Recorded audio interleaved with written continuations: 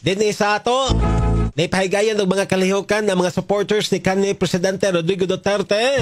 Dinhi sa Sugbo, subay sa iyang ika-80 nga adlang natauhan kagahapon adlaw.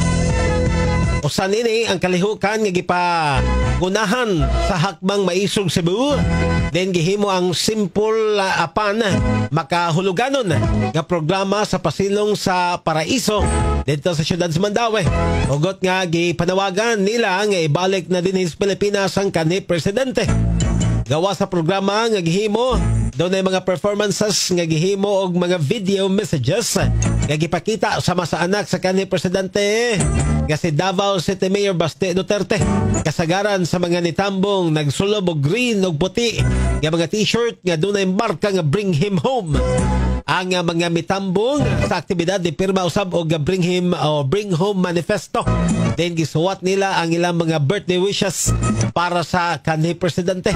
Gitataw nila nga dili sila mohunong sa ilang mga aktibidad hangtod nga dili makauli sa Pilipinas ang kanhi Presidente nga sa pagkakaroon na naa sa detention facility sa International Criminal Court dito sa The Hague sa Netherlands.